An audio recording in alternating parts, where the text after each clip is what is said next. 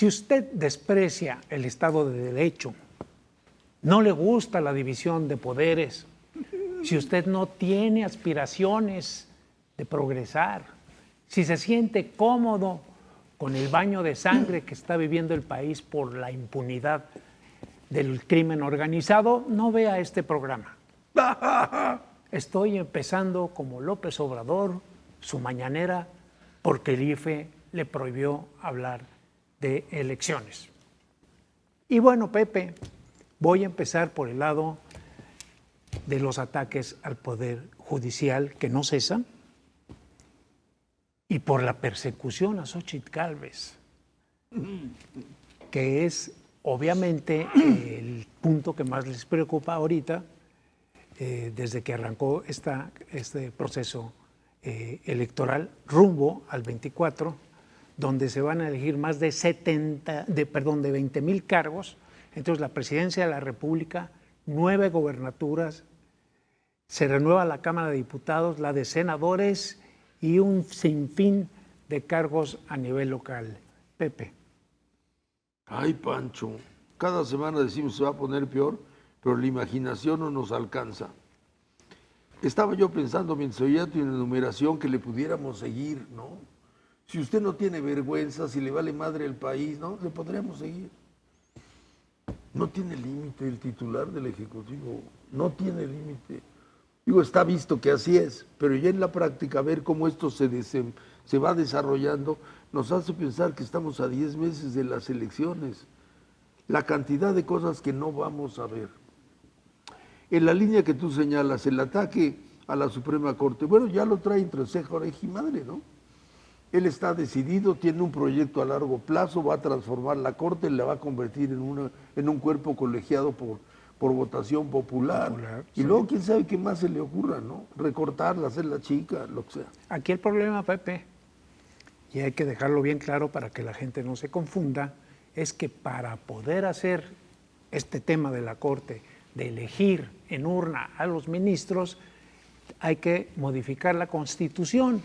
Y para modificar la Constitución se necesita en ambas cámaras una mayoría calificada. ¿Qué es una mayoría calificada? Los 3/4 de los legisladores presentes en el momento en que el dictamen se presente en los plenos, tanto del Senado como de la Cámara de Diputados, cosa que yo me atrevo a pronosticar no va a suceder. Difícilmente López Obrador podrá hacer progresar esta iniciativa un poco caprichosa, porque no veo cómo vayan a obtener la mayoría calificada. Sé que son favoritos para la elección presidencial, sé que Morena lleva ventaja, pero esa ventaja no le da para una mayoría calificada. Y es ahí donde hay que poner atención el votante. Es ahí, es tan importante el presidente de la República como el Congreso. Hay que salir a votar también por diputados y senadores. Pepe. Recogiendo lo que tú dices, yo comparto tu punto de vista, pero no debemos dejar de enfatizar, ¿no? Que tenemos que tener muy clara la prioridad, que por ningún motivo obtengan esa cantidad de diputados y senadores, porque bien dice Pancho, ¿no? De llegar a obtenerla, por improbable que fuera, de llegar a obtenerla, le van a cambiar este país hasta el sol, la luna, las estrellas, el Popocatépetl y cuánta cosa da, ¿no? Sí. Nos quedaríamos sin INE, sin INAI, todos esos órganos que él dice que no sirven para nada, y pues nunca sabríamos qué fue lo que pasó con el uso de recursos, porque hay que subrayar, Pepe, y lo pongo en blanco y negro, el 80% de los contratos son por adjudicación directa, de los contratos con recursos públicos son por adjudicación directa. Entonces, hay mucho dinero que no se sabe dónde está, hacia dónde va, y sin el INAI, obviamente, nunca nos vamos a enterar cuál fue su destino. Ahora sí que le va a hacer al ensarapado como le ha hecho todo el tiempo, ¿no? Pero no deja de causarme risa, como burla, ¿no? Que cuando se le ha cuestionado esto, él aduce un argumento que es realmente infantil. Y él dice que cómo vamos a dudar de él, ¿no? Pues él es la garantía de que todo está bien hecho. Es increíble, inclusive por modestia, ¿no? Digo, no puedes lucir así y decir yo soy la garantía de la modestia, es muy inmodesto. Pero a él le vale gorro, le vale gorro. Pero esto nos lleva al tema, el presupuesto, Pancho, ¿no? El presupuesto para 24 está haciendo una confesión, como siempre, ¿no? Cuando tú vas cerrando el negocio, pues tienes que cuadrar las cifras y al cuadrar las cifras, pues empiezan a salir todas las cosas que no habías querido ver. Bueno, y ahí, Pepe, pues sí, tienen mayoría simple. Se requiere, perdón, mayoría simple, necesitan el 50+1 y la tienen. Ahí sí, no hay ni discusión, pueden hacer con el presupuesto lo que les dé la gana, como lo están haciendo, Pepe. Están castigando al INE, están castigando al Poder Judicial, están castigando al INAI, están castigando a todos los órganos que no les gusta y obviamente privilegian los programas sociales, obviamente privilegian todo aquello que el presidente López Obrador pone por delante, no lo que necesita el país en educación, en salud. La bolsa, por ejemplo, está muy bien que atienda los programas que combata la pobreza, digamos, es aplaudible, es lo que yo más le aplaudo a López Obrador, pero imagínese usted que sube la bolsa para los programas sociales en año electoral. ¿No sospecha usted algo? ¿Por qué suben en año electoral? Para comprar votos. No tiene otra explicación. Entonces, contra todo lo que ha ocurrido a lo largo del sexenio, hoy rompen la disciplina financiera. Tú hablaste del presupuesto, yo te voy a hablar del paquete económico que trae un déficit de casi 5%. ¿Qué quiere decir esto? Que vamos a gastar más de lo que vamos a ingresar. ¿Y cómo se financia eso? Pues hay dos caminos, no hay otros, o con impuesto o con deuda. Ya de por sí ha mentido una y otra vez asegurando que el país no se ha endeudado y hoy vemos que esa responsabilidad que habían tenido en términos de mantener el déficit fiscal en niveles manejables, hoy la rompen en año electoral y la suben al 4.9% del 2 o 3% que había estado.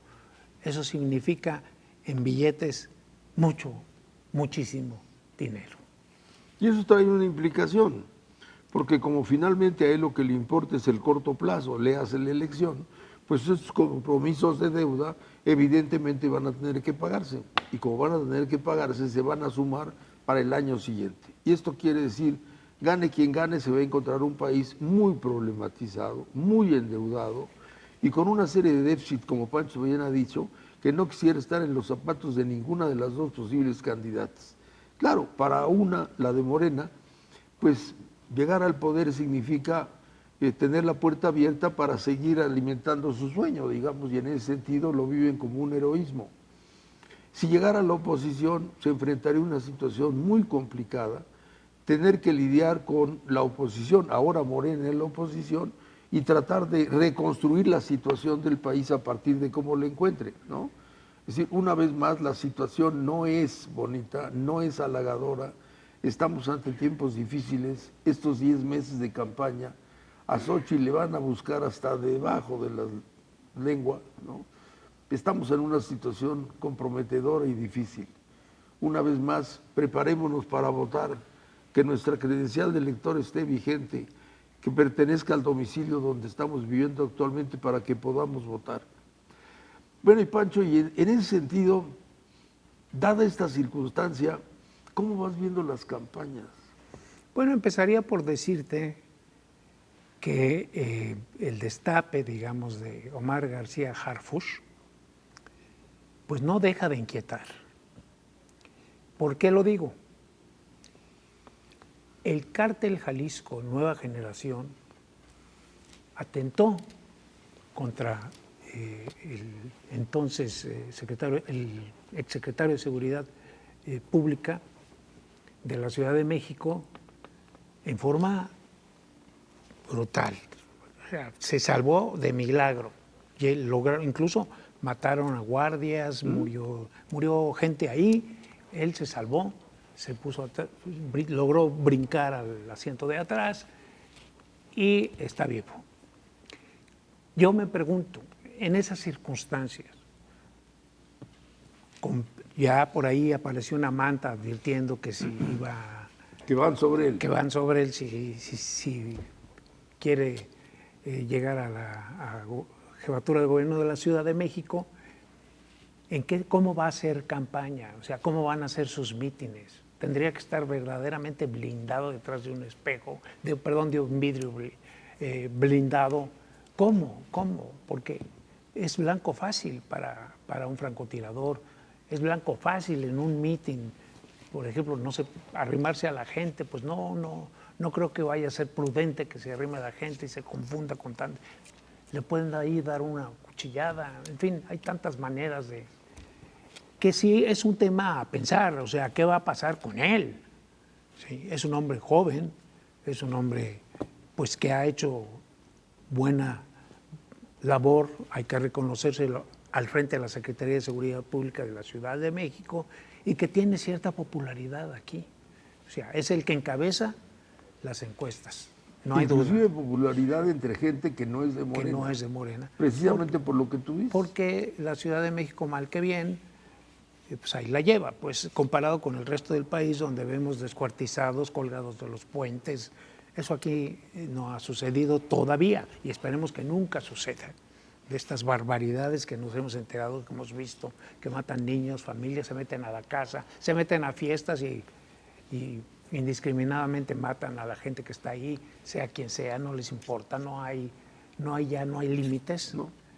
Entonces, lamentablemente, en este país tan violento, pues la Ciudad de México sí se ha mantenido, pues de alguna manera, con cierta seguridad, uno circula con seguridad.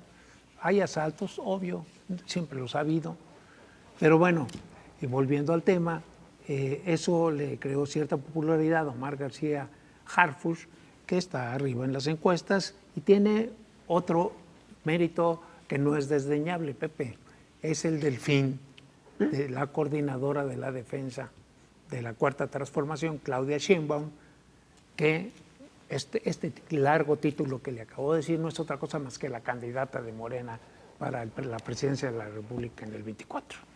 Es decir, son argucias para que están tratando de sacarle la vuelta a la ley, porque la ley prohíbe hacer campaña antes del mes de noviembre, y esto lleva ya 2 años. Claro, sí, o sea, claro, pero no es campaña. Pero no es campaña, son asuntos internos de los partidos, no hacen mítines en la calle, según ellos, o sea, no fueron puros militantes, o la gente que acudió, pues a lo mejor se confundió, ¿verdad? Porque era un asunto interno de los partidos. Ese es el argumento, Pepe. ¿Y cómo ves a la oposición? Mira, este boom inicial de Xóchitl Gálvez lo veo ya un poquito desdibujado. Siento que Xóchitl Gálvez se está quedando atrás y que pues eso al final de cuentas en una elección contra el aparato del Estado pues debes realmente convertirte en la esperanza de la gente.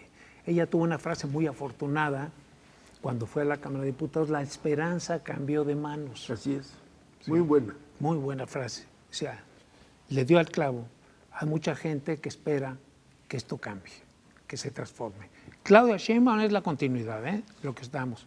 Los pactos con el narco, el desprecio por las leyes, los ataques al Poder Judicial, estas persecuciones a opositores porque piensan diferente, en fin, lo que hemos vivido a lo largo de estos 5 años con el presidente López Obrador, yo francamente no me explico, o más bien me lo explico por una sola razón: esa popularidad que mantienen las encuestas, Primero, porque las encuestas son de quien las paga.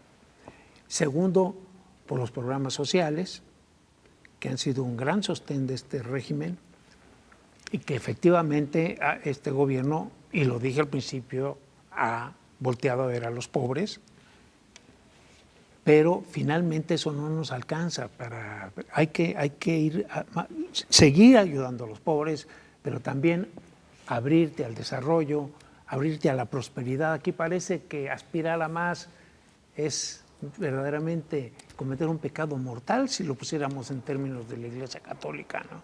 No, tú no puedes aspirar a más porque eres un conservador fifí, hijo de la tal por cual, ¿sí? Entonces, pues así están las cosas, Pepe. Fíjate que es preocupante. Espérame, nos falta un tema ahí, el tema, ¿qué va a hacer el MC?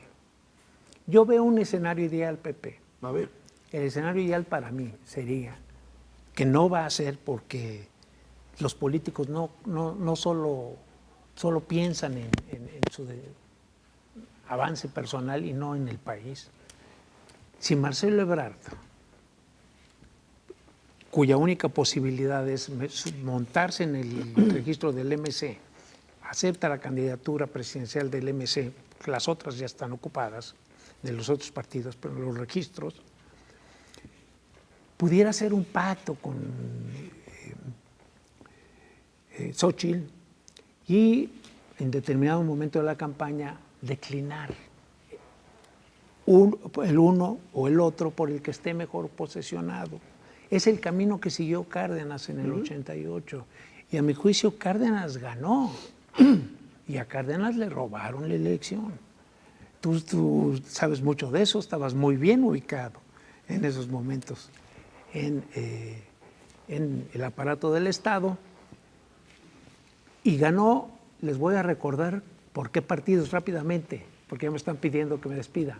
El PARM, el Frente Cardenista de Revolución Mexicana, ¿sí? El PMS, el PMT, perdón, de Berto Castillo, y con los partiditos satélites en aquel entonces, pues se armó la que se armó en el 88, que todavía hoy se habla de eso, Pepe. Nos tenemos que ir, ya me están haciendo señalamientos de que se nos acabó el tiempo. Seguimos esta conversación la semana que entra, ¿te parece? Se va a poner peor, a cuidarnos todos. Pues muy buenas noches y muchas gracias por habernos acompañado.